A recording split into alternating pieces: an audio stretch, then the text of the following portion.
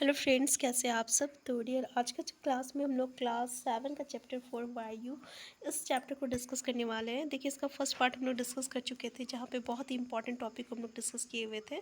ये था आपका वायुमंडल की संरचना, जहाँ से हमें हमेशा सीटेट में क्वेश्चन देखने को मिलता है। ठीक है, तो यहाँ से क्वेश्चन आपको ज़रूर आता है। तो ये वाला पार्ट देख लीजिएगा आप, इसका लिंक आपको डिस्क्रिप्शन बॉक्स में मिल जाएगा। तो आज के क्लास में हम आप डिस्कस करने वाले हैं।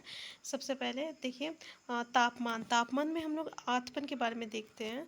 आतपन क्या होता है, तो ये एक महत्वपूर्ण कारक होता है जो कि तापमान के वितरण को प्रभावित करता है। देखिए, सूर्य से आने वाली वो ऊर्जा जिसे पृथ्वी रोक लेती है, उसको हम लोग क्या कहते हैं, आतपन कहते हैं। समझ में आया कि सूर्य से जो रोशनी आ रही है ना, ठीक है, तो उस रोशनी को, उस ऊर्जा को जो है पृथ्वी रोक लेता है, उसी को हम लोग आतपन कहते हैं। तो आतपन क्या होता है, सूर्य से आने वाली ऊर्जा जो पृथ्वी रोक लेती है, उसको हम लोग आतपन कहते हैं। यहाँ पे देखिए क्या है कि वायु जो रहता है ना, ये सदैव उच्च दाब क्षेत्र से निम्न दाब क्षेत्र की ओर गमन करती है। जैसे कि हमेशा हाई टेम्परेचर से हम लोग लो टेम्परेचर कहेंगे। एग्जांपल अगर हम लोग ले, तो क्या कह सकते हैं, जैसे कि जो गर्म हवा जो रहती है ना, वो उड़ के जो है ठंडी हवा की तरफ चली जाती है और ऊपर चली जाती है, और उसका जगह कौन ले लेता है, ठंडी हवा ले लेता है। ठीक है, तो इस तरीके से हम लोग कह सकते हैं कि ये हमेशा हाई टेम्परेचर जो रहता है, वो आपका लो टेम्परेचर की ओर से जाता है। तो इसको हम लोग कहते हैं वायु सदैव उच्च दाब क्षेत्र से ये आपका निम्न दाब क्षेत्र की ओर गमन करती है। ठीक है, यहाँ पे देख सकते हैं, वायुमंडल में ऊपर की ओर जाने पर दाब तेजी से गिरने लगता है, और समुद्र स्तर पर वायु दाब सावधानिक होती है, और ऊंचाई पर जाने पर यह घटता जाता है।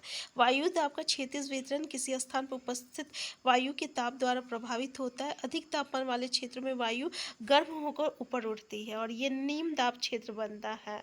और निम्न दाब बादलयुक्त आकाश एवं नम मौसम के साथ जुड़ा होता है। तो समझ में आ गया। तो जो अधिक तापमान वाले क्षेत्र में क्या होता है, हवा जो रहता है गर्म हो जाता है और ऊपर की ओर वो चला जाता है, और ये निम्न दाब क्षेत्र जो है बनता है। और इसमें बादल युक्त आकाश एवं नम्र मौसम के साथ ये जुड़ा हुआ है। कम तापमान वाले क्षेत्रों की वायु जो रहती है ठंडी होती है, और इसमें क्या होता है कि ये भारी होती है, ठंडी के साथ भारी भी होती है। और भारी वायु जो रहती है निमज्जित होकर उच्च दाब क्षेत्र बनती है, और उच्च दाब के कारण स्पष्ट और स्वच्छ आकाश होता है। तो ये जो है ना, भारी वायु होने के कारण ये कैसा क्षेत्र बनाता है, उच्च दाब क्षेत्र बनाता है। ठीक है, और इसी के कारण यहाँ पे क्या होता है, आपका स्वच्छ आकाश बनता है। तो उच्च दाब में क्या होता है, बादल युक्त आकाश बनता है, नम्र मौसम बनती है। कैसे निम्न दाब होता है, तो जो वायु गर्म होकर ऊपर की ओर चली जाती है, और तो वो क्या बनाता है, निम्न दाब क्षेत्र बनाता है। ठीक है, और जो ठंडी हवाएं होती है ना, वो भारी होती है, और भारी होने के कारण ये उच्च दाब क्षेत्र बनाता है। और उच्च दाब के कारण क्या होता है, तो स्वच्छ आकाश होता है। ठीक है, तो ये कुछ पॉइंट था जहाँ से हमें क्वेश्चन देखने को मिलता है। इसके अलावा देखिए पवन, तो पवन क्या होता है ना, ये हमेशा उच्च दाब क्षेत्र से निम्न दाब क्षेत्र की ओर बहता है। तो वायु की जो गति होती है ना, इसी को हम लोग पवन कहते हैं।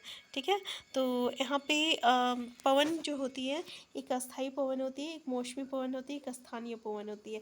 यहाँ से हमें क्वेश्चन देखने को मिलता है। याद रखिएगा, जैसे कि व्यापारिक पश्चिमी एवं पूर्वी पवनें जो होती है ना, वो अस्थाई पवनें हैं, और वो वर्ष भर यानी साल भर जो होता है, एक निश्चित दिशा में ही जो है चलता है। यानी अस्थाई मतलब परमानेंट होता है, परमानेंट होता है मतलब वो एक ही दिशा में वही बहेगा। एग्जाम्पल क्या हो गया, तो जैसे कि व्यापारिक पश्चिमी एवं पूर्वी पवनें जो होती है, अस्थाई पवनें होती है। इसके अलावा मौसमी पवनें की बात करें, तो ये पवन जो होती है विभिन्न ऋतु में अपना दिशा जो है बदल देता है। उदाहरण के लिए हम लोग भारत में मानसूनी पवन ले सकते हैं। इसके अलावा स्थानीय पवनें क्या होती है, तो ये पवनें जो होती है किसी छोटे क्षेत्र या किसी दिन के समय चलता है। जैसे कि अगर हम लोग बात करें, तो समुद्री समीर जो होती है ना, ये आपका स्थायी पवने में आता है। इसके अलावा अगर हम लोग भारत के उत्तरी क्षेत्र में गर्म वाले स्थान या शुष्क स्थानीय क्षेत्र में चले जाए तो उसमें जो हवा बहती है वो क्या कहलाती है, लू कहलाती है। ठीक है, तो इसको हम लोग स्थानीय पवन कहते हैं। तो यहाँ से क्वेश्चन देखने को मिलता है आपको। इसके अलावा यहाँ से आपको इस तरीके से ये फिगर क्वेश्चन दे दिया जाता है और पूछा जाता है कि इसमें ये कौन सी वर्षा है। तो ये जो वर्षा होती है ना, 3 प्रकार की होती है। एक चक्रवाती वर्षा होती है। चक्रवाती वर्षा में क्या होता है कि जो गर्म वायु हवा रहता है ना, वो ऊपर की ओर चला जाता है। ऊपर जो है ठंड होने के बाद जो है वो वर्षा के में नीचे आता है। ठीक है, इसी को हम लोग चक्रवाती वर्षा कहते हैं।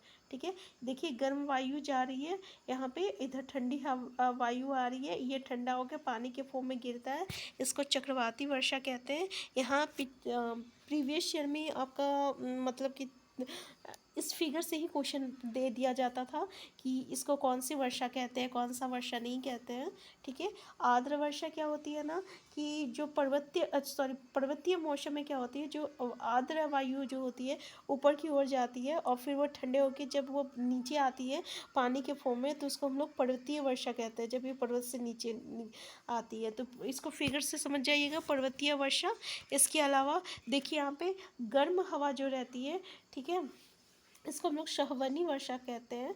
ये गर्म हवा जो रहती है ऊपर जाती है और फिर ये मतलब कि क्या कहते हैं, ठंडा हो जाता है। जब ठंडा होता है तो वर्षा के फॉर्म में बाहर नीचे उतर जाता है, इसी को हम लोग सहवनी वर्षा कहते हैं। ठीक है, तो बस इसमें कुछ है नहीं, बस यहाँ पे आप देख सकते हैं बहुत ईजी है। और एक बार फिगर देख लीजिएगा, समझ जाइएगा कि 3 प्रकार की वर्षा होती है और तीनों वर्षा में क्या क्या होता है। इसके अलावा थोड़ा सा आर्द्रता देख लीजिए क्या होती है। देखिए क्या होता है, जब जलाशय जैसे कि अब समुद्र या नदी के जब पानी जो होती है गर्म हो जाती है और गर्म होने के बाद जलवाष्प बन जाता है, तो वायु में किसी भी समय जलवाष्प की मात्रा जो होता है उसी को हम लोग आर्द्रता कहते हैं। तो जब वायु में जलवाष्प की मात्रा बहुत ज़्यादा हो जाती है ना, तो उसको हम लोग आर्द्र दिन कहते हैं। और जैसे वायु गर्म होती जाती है ना, उसका मतलब कि भाप बनने की जो धारण करने की जो क्षमता होती है ना, वो भी बढ़ती जाती है। ठीक है, इस प्रकार ये और भी आर्द्र हो जाती है। मतलब समझ में आया कि जो आपकी पानी जो होती है ना, वो जब भाप बन के उड़ जाती है तो उसको हम लोग क्या कहते हैं, आपका आर्द्र कहते हैं। और उस समय गर्मी के टाइम में ये जल वाष्प सबसे ज़्यादा रहता है वायु में, और उसी को हम लोग आर्द्रता कहते हैं। जल वाष्प ऊपर उठता है तो ये क्या होता है, ठंडा होना शुरू हो जाता है और जल वाष्प संगठित होकर ठंडा होकर जल की बूंद बनाती है। और इसी बूंद को एक समूह होता है, जब जल की ये बूंदें इतनी भारी हो जाती है कि वायु में तैर ना सके, तब ये वर्षा के रूप में नीचे आने लगता है।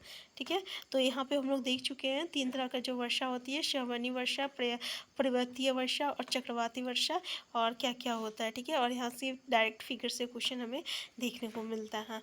तो इसके अलावा आप यहाँ पे देख सकते हैं थोड़ा सा चक्रवात प्रकृति आवेश के बारे में थोड़ा सा, क्योंकि यहाँ पे जो रहता है ना वो काफ़ी इंपॉर्टेंट रहता है, तो एक बार उसको डिस्कस करना जरूरी है।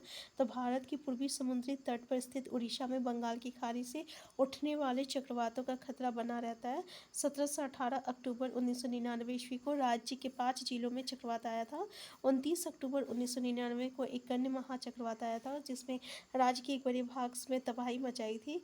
और पवन का वेग, वर्षा तथा जवरीय प्रोत्कर्ष से हानियाँ हुई थी। 260 किलोमीटर प्रति घंटा, याद रखिएगा कि वेग से पवनें यहाँ पे 36 घंटा तक मतलब बहती रही थी। और ये पूरा पेड़ को, कच्चे घर को नष्ट कर दिया। बहुत सारे भवन या घर की छतें उड़ गई थी और टेलीफोन लाइनें, विद्युत आपूर्ति सब पूरी तरह से नष्ट हो गया था। और चक्रवात के फलस्वरूप लगातार जो है 3 दिन तक वर्षा भी होता रह गया। और इस वर्षा के कारण उड़ीसा के प्रमुख नदी में बाढ़ आ गई थी। और चक्रवाती पवने के कारण जो है उठा जवरी तरंगे स्थल पर 20 किलोमीटर तक आ गई और फलस्वरूप तटीय क्षेत्रों में भयानक तबाही हुई थी। अचानक 7 से 10 मीटर ऊंची ज्वारीय तरंगे आ गई और जिसके कारण तैयार खड़ी धान की फसल जो है पूरी तरह से नष्ट हो गया था। फिर 25 अक्टूबर 1999 ईस्वी को पूर्वी पोर्ट ब्लेयर्स के निकट जो है थाईलैंड की खाड़ी में और दाब के कारण ये चक्रवात उत्पन्न हुआ और ये धीरे धीरे जो है उत्तर पश्चिमी दिशा में बढ़ा। गहन होकर इसने महाचक्रवात का रूप धारण कर लिया था। और 29 अक्टूबर की सुबह 10:30 बजे उड़ीसा के इरेशामा और बालीकुंडा के बीच के क्षेत्रों को प्रभावित किया था।